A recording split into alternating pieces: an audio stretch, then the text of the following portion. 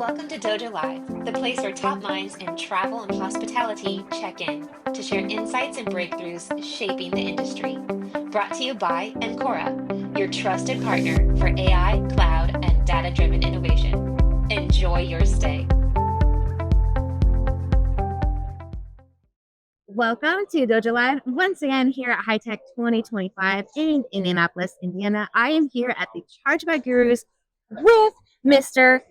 Senior Vice President of Business Development, Marty Williams. Marty, pleasure to have you. Thank you for having me. For joining us. To first introduce yourself to the audience, please, a bit about your, hospitality story and your role for Chargeback Gurus. All right, very good. Well, my name is Marty Williams. I'm the Senior Vice President here with Chargeback Gurus.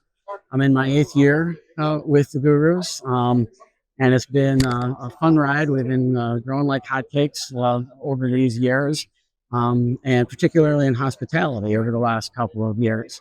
My role specifically is business development, and so that really is two things. I manage our partnerships team, and so that would be channel partnerships, but also strategic partnerships as well.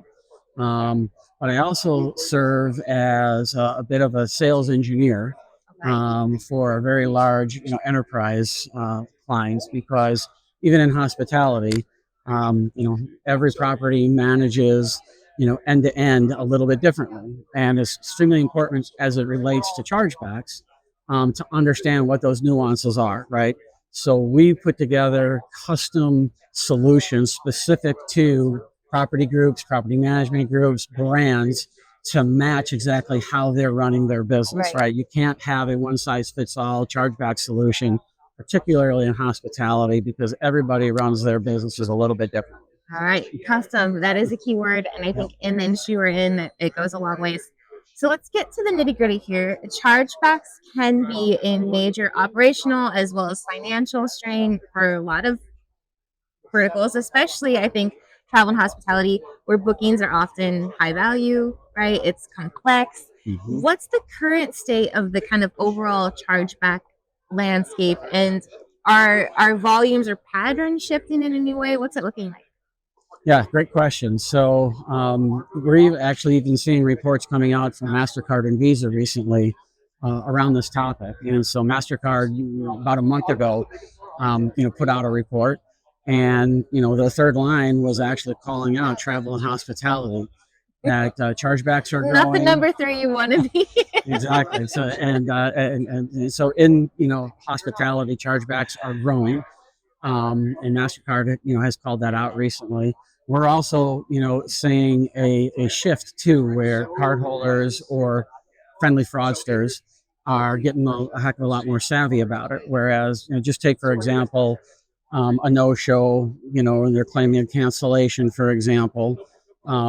They're actually now starting to claim fraud instead, because they know that they're not winning that case, about the cancellation, because hotels are getting really good about communicating what those terms and conditions are and emailing that to them, and they have that evidence. And so now the friendly fraudsters are changing their tune, and they're making up a different story, about why they deserve, their refund.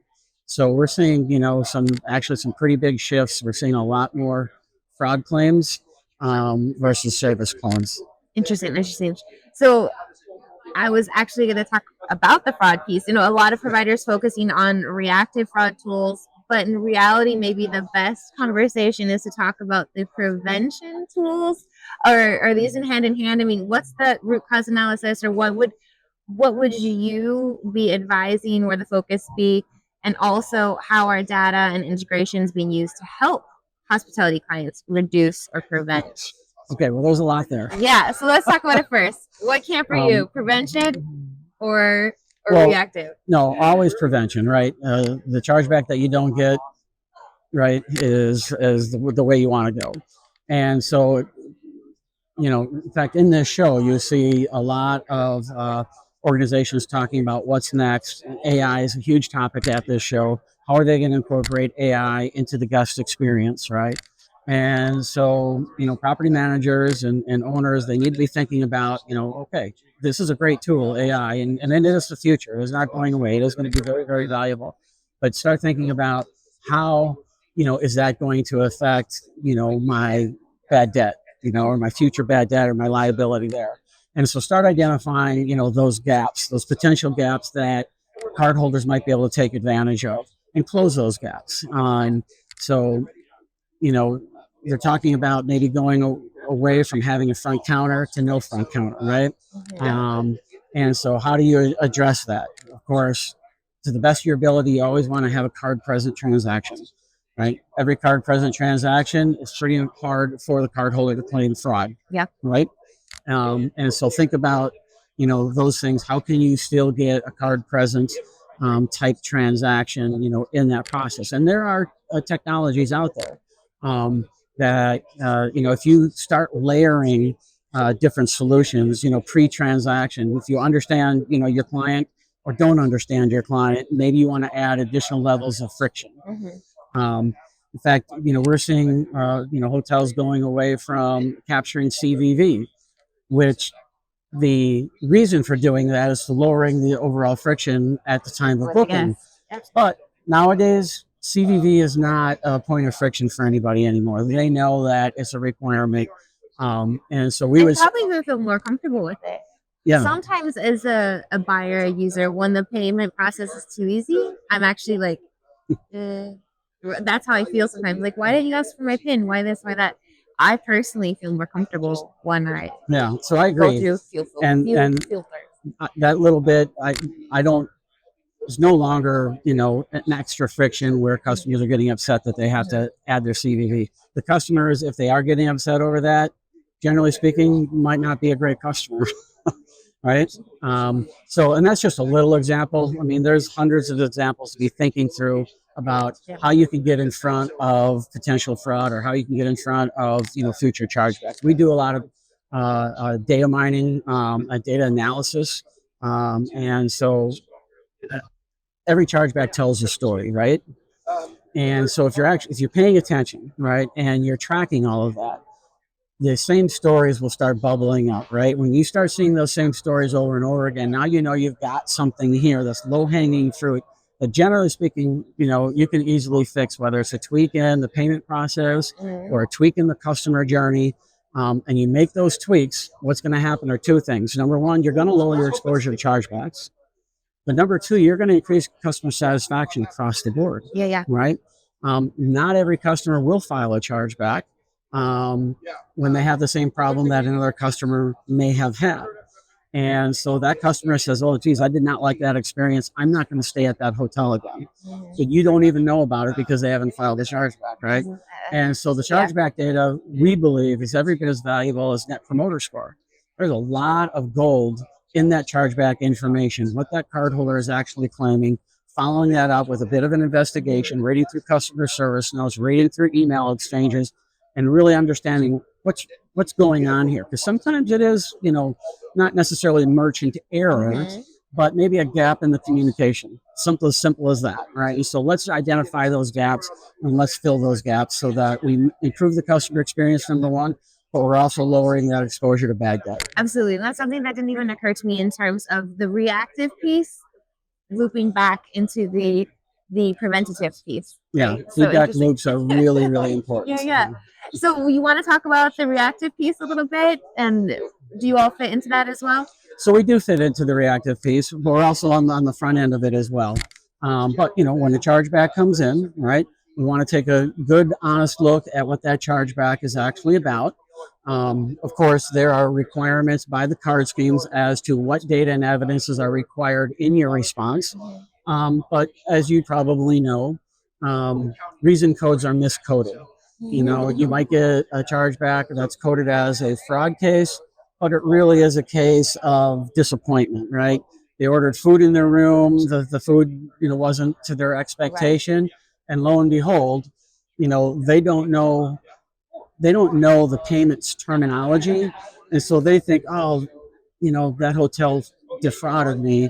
That really wasn't a case of fraud, but they're claiming fraud, right? Yes. And so you need to, pay close attention to that. And so once you actually understand what's going on here, not only are you now responding exactly how the card schemes want you to respond with those data and evidence, but you're also responding additionally to exactly what that cardholder is claiming. And so you want to have a holistic view and picture of this transaction so you can represent it properly and that you can win that revenue back on behalf of the hotel. Absolutely, absolutely. It's super interesting. I'm learning a lot just speaking with you. Are there any other trends that you as a company are keeping your eye on, whether it's, or if you can highlight for us real quick some of the fraud patterns, regulation that's new or upcoming, the different types of AI applications? I mean, what would you kind of like to shine light on here? Yeah, well, we already spoke about the AI piece, and certainly, that is a up and coming tool that's going to explode and it's going to be used. So again, everybody needs to embrace it, but think about where those gaps in liability are, where those gotchas are in those processes.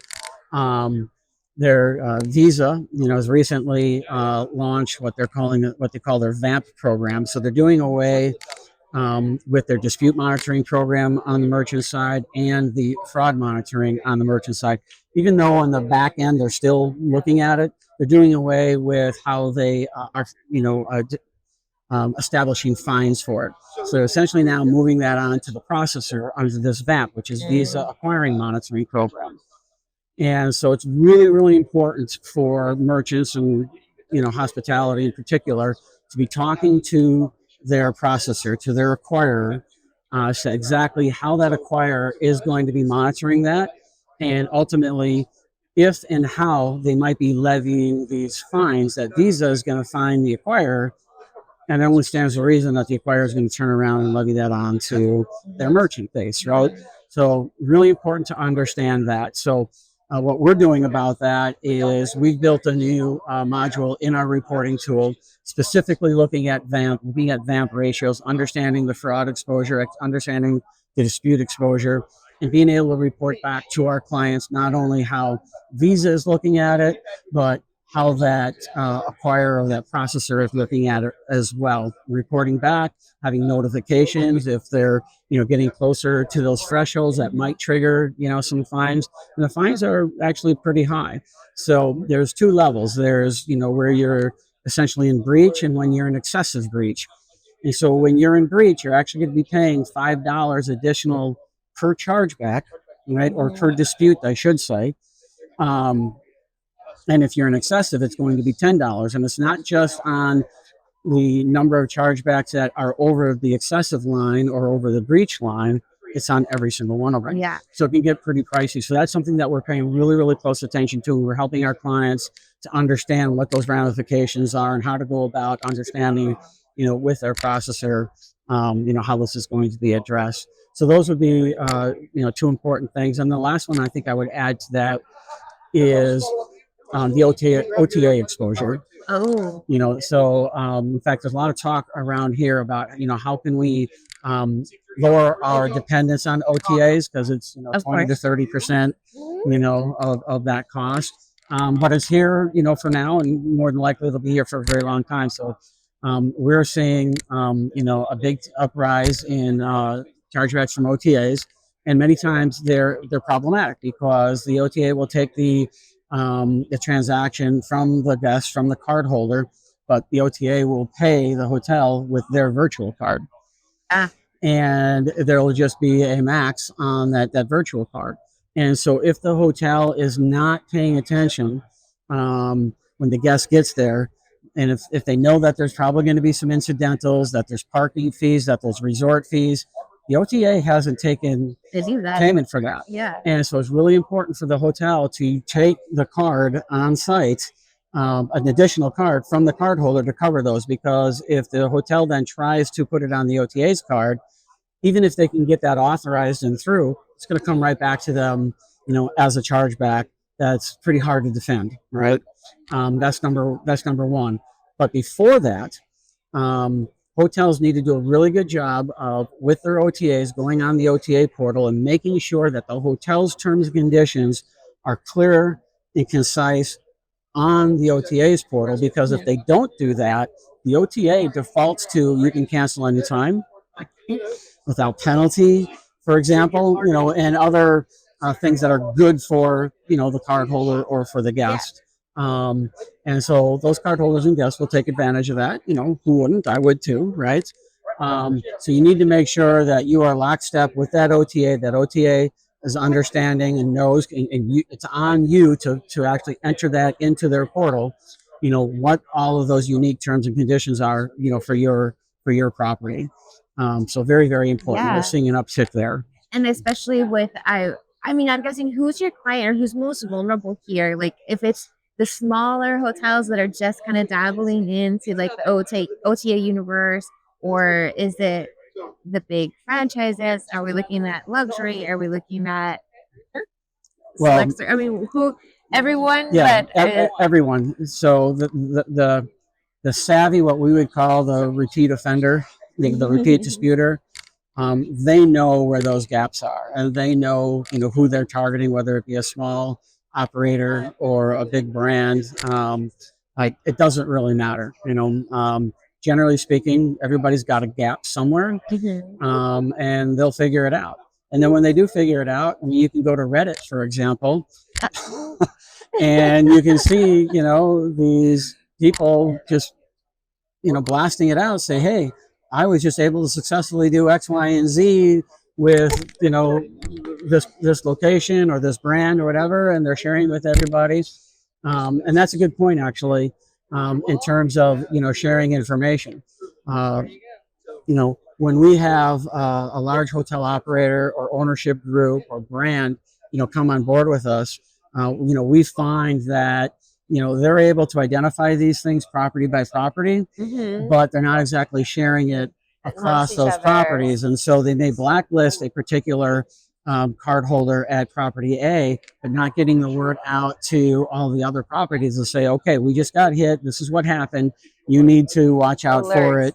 Exactly. The amber. And so we do a really good job of that, right? Wow. I mean, we're serving well over 2,000 properties now, and in our onboarding pipeline right now, meaning signed accounts, in a couple of months we'll be over 3,000 properties. Wow. And so it gives us an opportunity to see these trends and see these things going on and share that information with our clients. That's great, because I was just going to wrap up today with your time to give your pitch. And if I'm a hotel or a travel operator struggling with chargebacks, what makes Chargeback Gurus different? What kinds of outcomes have you been able to drive for your clients? Okay, well, we just mentioned the data science part of it. So we're very data driven. We are identifying all the factors that are contributing to chargebacks or even outright causing those chargebacks. We'll have the data to back it up. And then, we'll present that to our clients, and we'll give them recommendations and best practices around, how they can mitigate this, how they can get in front of that and lower their exposure. And so generally speaking, when a hotel group, signs on with us, they're probably winning 15 to 22% of their revenue. They're winning that back. We'll immediately, day one, raise that to at least 45%, maybe as high as 65%. So that's a good thing, right? Yeah. So that's good for the revenue line. But generally speaking, we're helping them to reduce their exposure to chargebacks by about 33%, 30 to 33%, by about a third. And so that's even more, beneficial, because in the long term, if you're reducing your exposure to them, by 30%, that's A-okay. Absolutely. Yeah. Absolutely. If anyone would like to speak to you more about what's going on in chargebacks, or specifically about Chargeback Gurus, what's the best way to do it? Well, thank you so much. And of course, we believe that, we're the best in the business and subject matter experts, especially as it relates to hospitality. And we would welcome you to go to www.chargebackgurus.com. Perfect. A pleasure. Yes, thank you so much. Thank you. Thank you, everyone. Bye for now.